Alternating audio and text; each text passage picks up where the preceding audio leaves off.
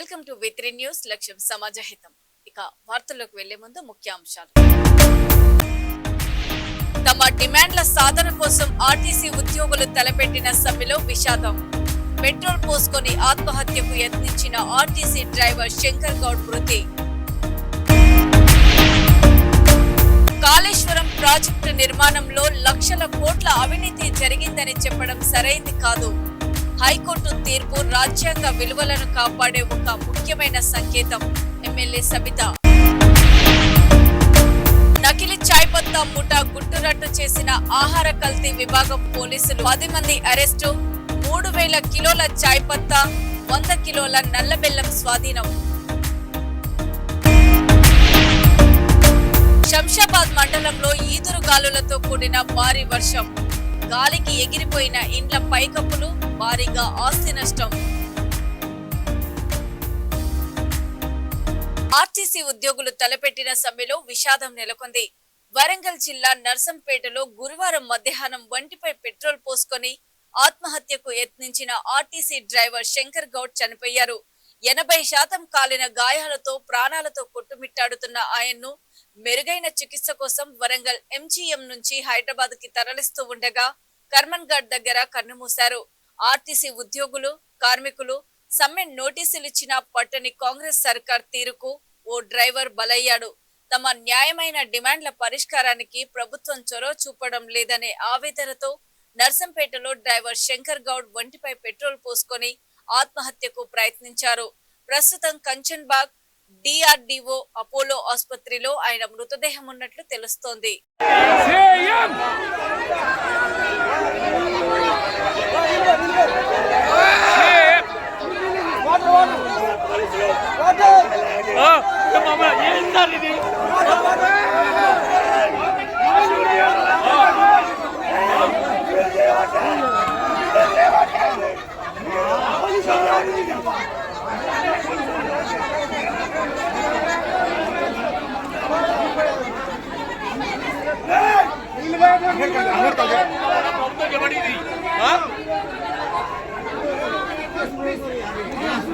కూర్చోబెట్ట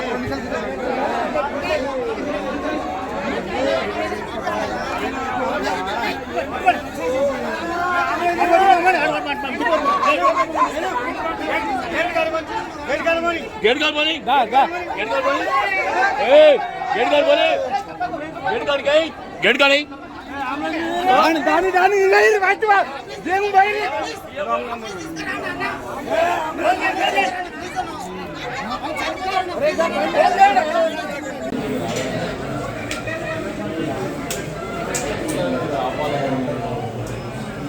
అటే ఫోటో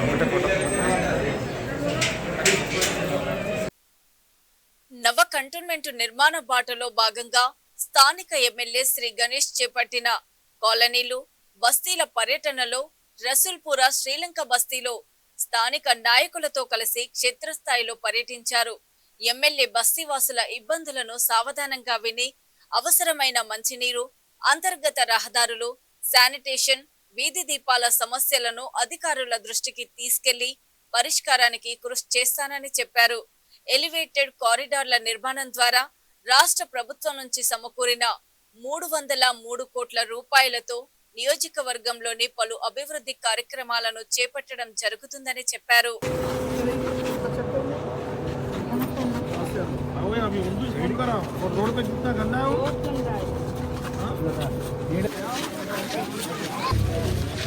के पास आके निकाली थी मैं हमारा होता बोले आप खाली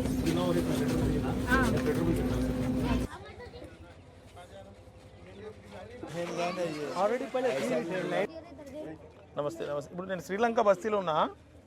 ఎయిర్లైన్స్ లైన్ నుంచి మీ కిందికి వచ్చి వీళ్ళకంత ఇబ్బంది అవుతుంది. అశోక్ రెడ్డి సార్. నమస్తే సార్. సార్ సార్ మాకు ఇది మా కంటోన్మెంట్కి వాటర్ ఇష్యూ ఎట్లా సార్ రిజాల్వ్ చేసేది? చాలా షార్టేజ్ ఉంది. 10 రోజుల నుంచి వస్తలేదు. జనాలు రోడ్ల మీదకి వచ్చేస్తారు సార్. 150 మీకు ఇచ్చారు, 150 జిహెచ్ఎంసీకి ఇచ్చారు సార్. చాలా పెండింగ్ ఉంది సార్ ఇది చాలా రోజుల నుంచి. Okay okay thank you. All clear. फिर वो इसके पास नहीं जाना, भूल जाओ।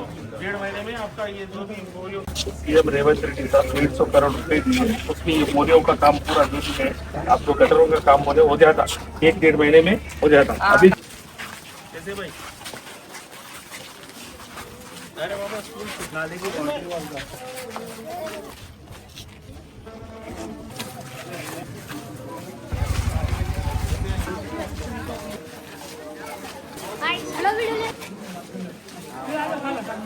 पानी की ऐसा परेशानी है या बोल डालो तुकाराम गेट में अड्डा में रहता हूँ मैं भी, ऐसी गलियों में।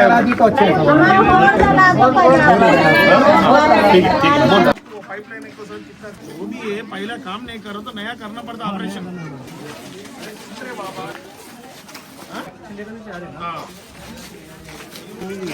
पानी का प्रॉब्लम ये है ना, से आप पाइपलाइन जला दिया।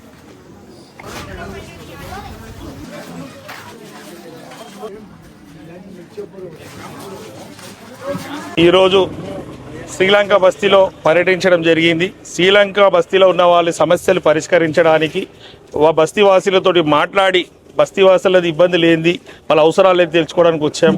ఎక్కువ మట్టుకు అయితే గవర్నమెంట్ తోటి అందరు సాటిస్ఫైడ్ ఉన్నారు. మంచిగా సన్న బియ్యం వస్తుంది, రేషన్ కార్డు వస్తుంది, అన్ని పథకాలు అమలు అవుతుంది.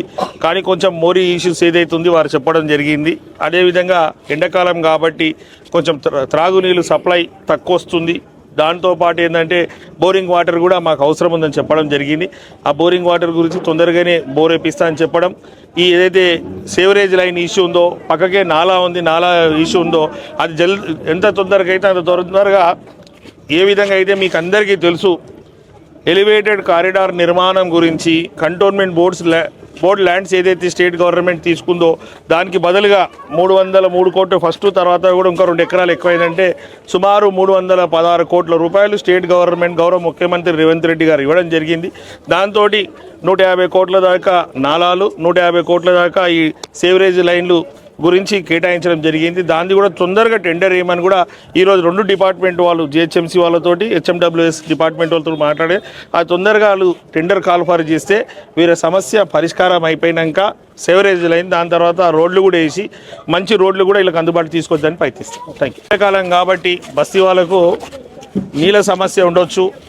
ఆ సమస్యలు ఇక్కడికి వచ్చి మాట్లాడి వాళ్ళతో మాట్లాడితే తెలుస్తుంది కాబట్టి బస్తీలలో రావడం, ఎండాకాలం నీళ్ళు కూడా పూర్తి స్థాయిలో వాళ్ళకి అందే విధంగా చూస్తున్నాం.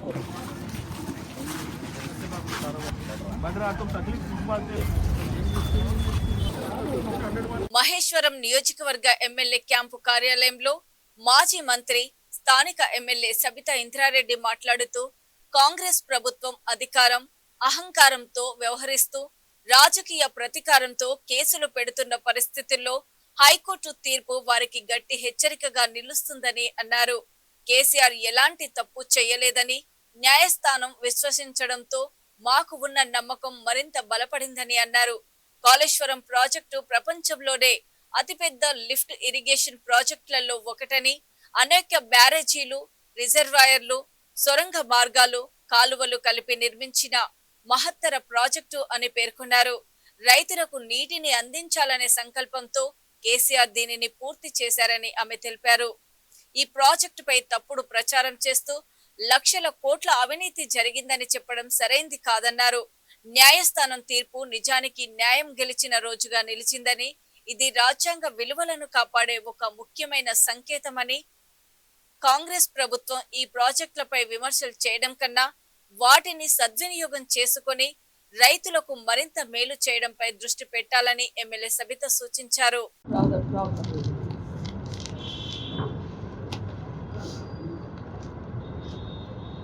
అందరికీ 2.5 సంవత్సరాల నుండి రాష్ట్రంలో కాంగ్రెస్ పార్టీ వచ్చిన తర్వాత పాలన గాలి కొదిలేసి కేసీఆర్ గారి గురించి తప్పుడు ప్రచారం చేయాలనేది ఒకటే ముందు క్రైటీరియా తీసుకొని ముందుకు పోతున్న సందర్భం చూస్తున్నాం. నిన్న హైకోర్టులో కాళేశ్వరం పైన కేసీఆర్ గారిని, హరీష్ రావు గారిని ఏదైతే ఘోష్ కమిషన్ రిపోర్ట్లో వారి పేరు పెట్టారో అది తప్పు అని తీర్పిచ్చిన హైకోర్టుకి ప్రత్యేకంగా న్యాయస్థానానికి ధన్యవాదాలు తెలియజేస్తా ఉన్నాను. సమాజంలో ప్రభుత్వాలు గుడ్డి వ్యవహరిస్తూ అధికారం ఉందని అహంకారంతో వ్యవహరిస్తున్న వాళ్ళకి ఈ తీర్పు ఒక చెంపపెట్టలాగా. కేసీఆర్ గారి కేసీఆర్ గారు చేసిన పని, కేసీఆర్ గారు ఏ తప్పు చేయలేదని న్యాయస్థానం విశ్వసించిందనే నమ్మకం మాకందరికీ కలిగింది. తెలంగాణ ప్రజలందరికీ కూడా ఎప్పుడో కలిగింది. కక్షపూరితంగా కేసులు పెడుతున్నారనే ఆలోచన వచ్చింది తప్పిస్తే కేసీఆర్ గారు తప్పు చేశారని తెలంగాణ సమాజం నమ్మలేదు. ఎన్ని డ్రామాలు ఆడినా, ఎన్ని మాటలు మాట్లాడినా, మైక్ పట్టుకొని ఎంత అరిసినా కూడా కేసీఆర్ గారు తప్పు చెయ్యరు, కేసీఆర్ గారు తెలంగాణ ప్రజల కోసం ఆరాట పడతారనేది స్పష్టంగా ఇప్పటికే ప్రజలందరికీ తెలుసు. కానీ నిన్న న్యాయస్థానంలో స్టే తీసుకురావడం అనేది, స్టే ఇవ్వడం అనేది హర్షించదగ్గ అంశం. వారికి ప్రత్యేకంగా ధన్యవాదాలు. ఏదైనా రాజ్యాంగానికి వ్యతిరేకంగా కానీ చట్టానికి వ్యతిరేకంగా పనిచేస్తే మేము సహించము అని నిన్న కోర్టు తీర్పు ఉంది. న్యాయస్థానాల సహించు అనేది స్పష్టంగా ఇండికేషన్ ఇచ్చున్నారు. ఒక్కసారి 10 సంవత్సరాలు 12 సంవత్సరాలు వెనక్కి వెళ్తే తెలంగాణ రాకముందు రాష్ట్రం ఎట్లుండింది, తెలంగాణ వచ్చిన తర్వాత కేసీఆర్ గారు ముఖ్యమంత్రిగా బాధ్యతలు చేపట్టిన తర్వాత తెలంగాణ రాష్ట్రం ఎట్లా మారింది అనేది ఏ గల్లీకి పోయినా చెప్తారు, ఏ చెట్టును కలిపినా చెప్తుంది. గతంలో తెలంగాణ రాకముందు తెలంగాణ వస్తే ఈ ప్రాంతం చిమ్మ చీకటి అవుతుంది అన్నారు. తెలంగాణ వస్తే తెలంగాణ వాళ్ళకి పాలననే చేత కాదన్నారు. అట్లాంటిది 14 సంవత్సరాలు ఉద్యమం చేసి తెలంగాణ సాధించిన తర్వాత తొలి ముఖ్యమంత్రిగా తనదైన ముద్రతో, తనకున్న అనుభవంతో తెలంగాణను ఏ విధంగా తీర్చిదిద్దండి అనేది ఒక్కొక్కటి మనం మననం చేసుకుంటే అర్థమవుతుంది. ముఖ్యంగా కేసీఆర్ గారు ఒక రైతు కాబట్టి రైతు గురించి ఎప్పుడు ఆలోచిస్తూ ఉంటాడు, నిరంతరం రైతు గురించి ఆలోచిస్తుంటాడు.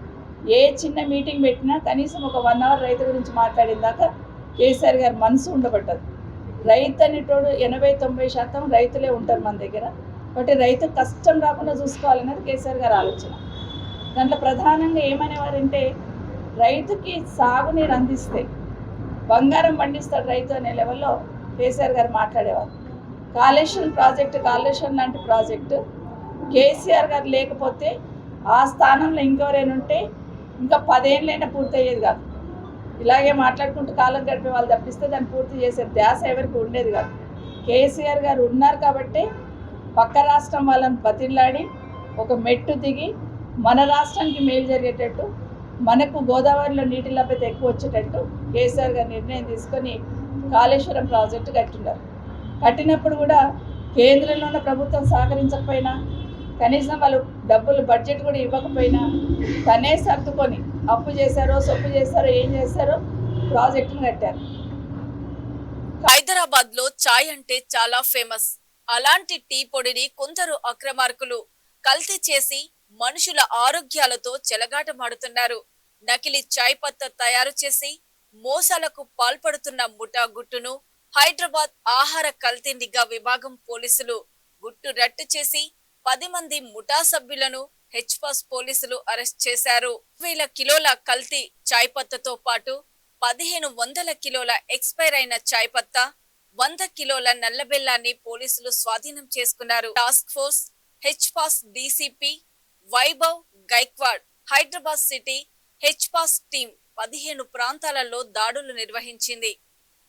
చాయ్ పత్తా కొనే ముందు వినియోగదారులు జాగ్రత్తలు తీసుకోవాలని డీసీపీ కోరారు.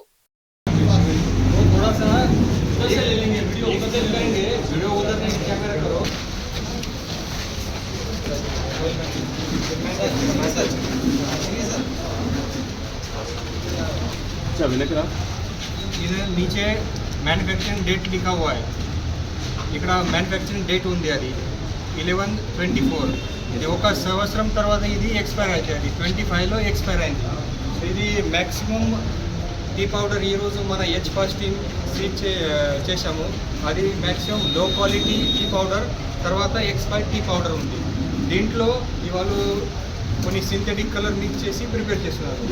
తర్వాత కొంతమంది ఈ జాగరీ గూడ్ అది వేడి చేసి అది గరం చేసి అది జాగరీ వాటర్ తర్వాత సింథటిక్ కలర్ మిక్స్ చేసి ఈ టీ పౌడర్లో మిక్స్ చేస్తున్నారు. సో ఇది కూడా మన దొరికింది. తర్వాత టీ పౌడర్ ఈ మొత్తం low quality expired use tea పౌడర్లో సింథటిక్ కలర్ యూజ్ చేస్తున్నారు. सिंथेटिक फूड कलर है. ये फूड कलर एज पर FSA गाइडलाइंस अलाउड है, बट किसमें स्वीट्स में यूज कर सकते हैं. ఇది స్వీట్స్లో యూజ్ చేయొచ్చు ఇది కలర్. అది ఎఫ్ఎస్ఎస్ఏ గైడ్ లైన్స్ ప్రకారం కరెక్ట్ ఉంది. బట్ టీ పౌడర్లో ఇది అలౌడ్ లేదు. టీ పౌడర్లో బయటకి ఏదైనా colour, synthetic colour, food colour allowed లేదు. సో వాళ్ళు అందరూ ఈ కలర్ మిక్స్ చేస్తున్నారు. మన డెమో కోసం ఇక్కడ కూడా పెట్టాము.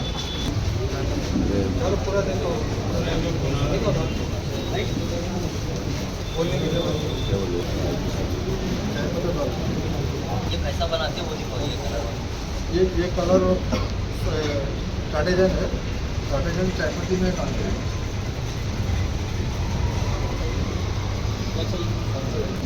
Sunside yellow ½ kg 200 gram 1 kg లాగా ప్యాక్ చేసి అది స్ట్రీట్ సైడ్ వెండర్ కావచ్చు, టీ స్టాల్ కావచ్చు, తర్వాత చాలామంది ఫేమస్ ఉడిపి షాప్స్ వాళ్ళు కూడా ఇది పర్చేజ్ చేస్తున్నారు. ఈ అన్ని మొత్తం ఇన్ఫర్మేషన్ మన టీం ఇప్పుడే కలెక్ట్ చేస్తున్నాము. సో వాళ్ళ గురించి కూడా మేము అవేర్నెస్ క్యాంపెయిన్ పెడతాము. మీరు ఈ టైప్లో టీ పౌడర్ పర్చేజ్ చేయవద్దు, మంచిగా టీ పౌడర్ పర్చేజ్ చేయాలి. దీనికోసం కూడా నెక్స్ట్గా మేము అవేర్నెస్ క్యాంపెయిన్ కూడా పెడతాము. అంటే ఎప్పటి నుంచి వరకు ఎక్స్పోజ్ కాలేదు. సో ఈరోజు మన ఈ అన్ని ఇన్ఫర్మేషన్ కలెక్ట్ చేసి ఒక టైంలో అన్ని ప్లేసెస్లో రేట్ చేయడం జరిగింది. అంటే ఇప్పుడు అరెస్ట్ చేసినటువంటి వారిపైన ఎట్లాంటి చర్యలు తీసుకుంటారు సార్? అంటే రానున్న రోజులు మళ్ళీ ఇలాంటి ఇప్పుడే ఈరోజు మన 10 షాప్ పైన ఇది రేట్ చేయడం జరిగింది. ఈ అందరి పైన మన ఫుడ్ సేఫ్టీ యాక్ట్ ప్రకారం మరియు బిఎన్ఎస్ కింద వాళ్ళపైన కేసు బుక్ చేస్తాము. తర్వాత ఫర్దర్గా వాళ్ళ as per FSA guide lines ఇది అడల్టరేటెడ్ టీ పౌడర్ ఎవరైనా సేల్ చేస్తే వాళ్ళకి స్ట్రిక్ట్ పనిష్మెంట్ ఉంది. తర్వాత ట్రేడ్ లైసెన్స్ కూడా పర్మనెంట్ క్యాన్సిల్ చేయడానికి ప్రొవిజన్ ఉంది. సో దీని గురించి కూడా మన సైడ్ నుంచి ప్రయత్నం చేస్తాము. రాష్ట్రంలో కూడా సప్లై చేస్తున్నారు. ఈ మొత్తం tea powder cheap tea powder ఉంది, అది ఆసాం నుంచి, వెస్ట్ బెంగాల్ నుంచి, వేరే రాష్ట్రం నుంచి మన దగ్గరికి వస్తుంది. ఇది చాలా తక్కువ రేట్లో వస్తుంది అని వాళ్ళ కలర్ మిక్స్ చేసి తక్కువ రేట్లో సేల్ చేస్తున్నారు. కంపారిజన్ టు మార్కెట్ మంచి టీ పౌడర్ ఇది తక్కువ రేట్లో వస్తుంది. సో దీని గురించి ఇది చీప్లో దొరుకుతుంది. దీనికోసం ఈ రోడ్ సైడ్ వెండర్స్ అండ్ కొంతమంది ఇది పర్చేజ్ చేస్తున్నారు. రంగారెడ్డి జిల్లా శంషాబాద్ మండలం చౌదరగూడ ప్రాంతాల్లో ఈదురు గాలులతో కూడిన భారీ వర్షం కురిసింది. చౌదరగూడ గ్రామం ఇంద్రారెడ్డి కాలనీలో రేకులతో నిర్మించిన ఇంటి రేకులు గాలికి ఎగిరిపోవడంతో ఇంటిలోని సామాగ్రితో పాటు బట్టలు, ఇతర పరికరాలు పూర్తిగా తడిసి ముద్దయ్యాయి. సీలింగ్ ఫ్యాన్లు గాలికి ఎగిరిపోయి పెద్ద ఎత్తున ఆస్తి నష్టం జరిగింది. కొత్తగా కట్టుకున్న ఇండ్లు కూడా పైకప్పులు ఎగిరిపోవడంతో బాధితులు లబోదిబోమంటున్నారు. అకాల వర్షంతో మా జీవితాలను రోడ్డున పడ్డాయని, ఇంటికి తెచ్చిన రుణం ఎలా తీర్చాలో తెలియక ఆవేదన చెందుతున్నారు. అధికారులు, ప్రజా ప్రతినిధులు స్పందించి బాధితులను ఆదుకోవాలని స్థానికులు కోరుతున్నారు. అవును, నెత్తిలో దెబ్బ తాకింది.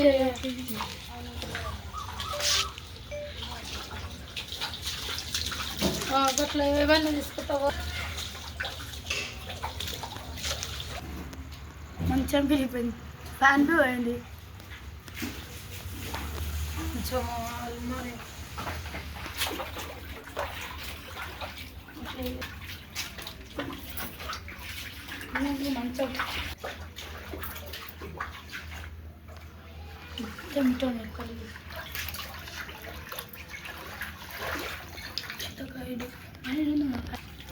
పోవాలన్నా పెట్టాలి.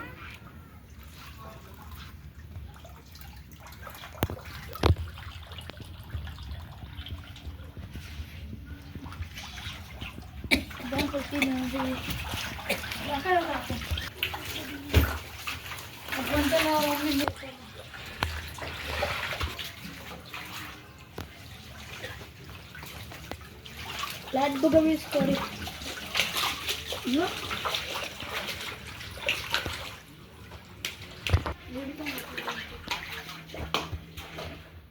నీరజ, మాకు 6 లక్షల అప్పు, ఇల్లు కట్టుకున్నాము, మొత్తం 15 లక్షల అప్పు ఉంది. మేము కూలినాలు చేసుకుంటాం సార్, మాకు ఏం తెలియదు. అప్పు చేసి ఇల్లు కట్టుకున్నాము, నైట్ తిననీక కూడా లేదు. మామదన రేకులు లేచిపోయినాయి వాన వచ్చి. 2 ఆడపిల్లలు ఉన్నారు సార్. నాకు ఏం చేస్తావు? నేను కూలినాలు చేసుకుంటాను సార్. వర్ధమాన్ కాలేజీలో పోతున్నా, నేను హౌస్ కీపింగ్ చేస్తాను. నేను ఏం జరిగింది ఇప్పుడు? వాన వచ్చి రేకులు మొత్తం లేచిపోయినాయి. ఏదైనా సాయం చేయండి. నీరజ్ అన్న పేరు. ఏం జరిగింది? 6 లక్షల అప్పు చేసి ఇల్లు కట్టుకున్నాము. ప్లాట్ అప్పు కూడా తీరలేదు. ఇది కొన్నాము సొంతంగా. ఈ అప్పు కూడా తీరలేదు. మళ్ళీ అప్పు చేసి ఇల్లు కట్టుకున్నాం. నాకు 2 ఆడపిల్లలు. 2 ఆడపిల్లలు అప్పు చేసి ఇల్లు కట్టుకున్నాం. మాకు మస్తు అప్పు అయింది. ఎవరన్నా ఆదుకోండి. మొత్తం 15 లక్షల అప్పు ఉంది. ప్లాటుది ఇల్లుది కలిపి. ఇప్పుడు మొత్తం రేకులు లేచిపోయినాయి సార్. రేకులు లేచిపోయినాయి. ఇప్పుడు తిననిక తిండి కూడా లేవు మాకు. ఏం కూడా ఏమి లేవు సార్ మా ఇంట్లో. మాకు ఇంకా ఏమైనా చేయండి సార్. సాయం చేయండి. ప్రభుత్వం ఆదుకోవాలి. మాకు సాయం చేయండి. తిననిక కూడా లేవు ఇప్పుడు మాకు. ఏం చేస్తారు మీరు? నేను కాలేజీలో చేస్తాను. చీపురు మా ఆయన ఎయిర్పోర్ట్లో చేస్తాడు. మేము లేబర్ పని చేసుకుంటాం. పిల్లలు 2 ఆడపిల్లలు సార్. హనుమకొండ ప్రభుత్వ ప్రాథమిక బాలికల పాఠశాలలో పనిచేస్తున్న జులికర ఏకాంతం పదవి విరమణ ఆత్మీయ సన్మాన సభ పాఠశాల ఆవరణంలో నిర్వహించారు. ఈ కార్యక్రమానికి ఉన్నత పాఠశాల ప్రధానోపాధ్యాయులు ఉమా, ప్రాథమిక పాఠశాల ప్రధానోపాధ్యాయులు పివి రమేష్లు అధ్యక్షత వహించారు. ఈ సందర్భంగా పలువురు సహచర ఉపాధ్యాయులు, బంధుమిత్రులు జిలుకర ఏకాంతం విద్యార్థులకు చేసిన సేవలు అమోఘమని కొనియాడారు. వారి భావి జీవితం ఆయురారోగ్యాలతో సుఖ సంతోషాలతో విలసిల్లాలని ఆకాంక్షించారు. అనంతరం జిలుకర ఏకాంతం మీడియాతో మాట్లాడుతూ గత 27 సంవత్సరాలుగా ప్రభుత్వ ఉపాధ్యాయుడిగా వృత్తినే దైవంగా భావిస్తూ ఎంతో మంది విద్యార్థులకు ఎంతో క్రమశిక్షణతో విద్యాబుద్ధులు నేర్పి భావి భారత పౌరులుగా ఉన్నత శిఖరాలకు చేర్చినట్లు తెలిపారు.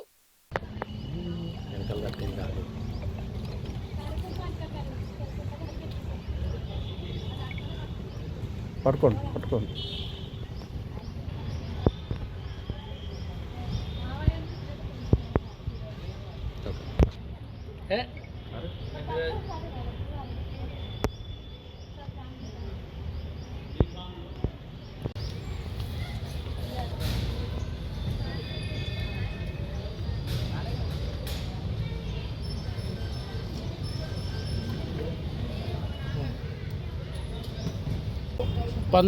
మేడం పేరు 1986లో సుజాత అనే మా భార్య పేరు సుజాత. 1986 23 ఇదే ఏప్రిల్ ఇదే రోజున మ్యారేజ్ జరగడం జరిగింది. 40 సంవత్సరాలు అయింది. అంటే ఇక్కడ నేను రిటైర్మెంట్ అయ్యటం ప్లస్ మ్యారేజ్ అవటం ఈ డేట్లు ఒకటే కలిసి వచ్చినాయి. ఇది నేను చాలా అదృష్టంగా భావిస్తున్నాను. నాకు మా భార్య కూడా నాకు సహకారాలు అందించుకుంటూ నేను ఏ బడికి పోయినా కానీ ఇక్కడ స్కూల్కి పోయినా కానీ నాకు అన్ని విధాలుగా సహకారాలు అందించుకుంటూ ప్రేమాభిమానాలతో ఉండడం తప్ప మాకు ఎలాంటి విషయాలలో దూరం కాలేదు. ఒకరికొకరు అవగాహన చేసుకొని అర్థం చేసుకొని జీవితం గడుపుతున్నాము. మా పిల్లలు మా తమ్ముళ్ళు కానీ మా కుటుంబం కానీ ఉమ్మడి కుటుంబం కానీ ఉన్నాము. ఇప్పటి వరకు అందరం కలిసిమెలిసి జీవిస్తున్నాం తప్ప వేరే ఉద్దేశాలు నాకు స్వార్థం లేదు, ఏది లేదు. అందరం కలిసిమెలిసి వండుకుంటూ జీవితాన్ని గడపాలి. ఈ సమాజంలో ఒక పేరు ప్రఖ్యాతులు సంపాదించాలంటే నేను ఒక ఉపాధ్యాయునిగా నా సేవల వరకు నా జీవితం ఇప్పటి వరకు ధన్యమైంది. ఇక వార్తలు ముగించే ముందు ముఖ్యాంశాలు మరోసారి. తమ డిమాండ్ల సాధన కోసం ఆర్టీసీ ఉద్యోగులు తలపెట్టిన సమ్మెలో విషాదం. పెట్రోల్ పోసుకొని ఆత్మహత్యకు యత్నించిన ఆర్టీసీ డ్రైవర్ శంకర్ గౌడ్ మృతి. కాళేశ్వరం ప్రాజెక్టు నిర్మాణంలో లక్షల కోట్ల అవినీతి జరిగిందని చెప్పడం సరైంది కాదు.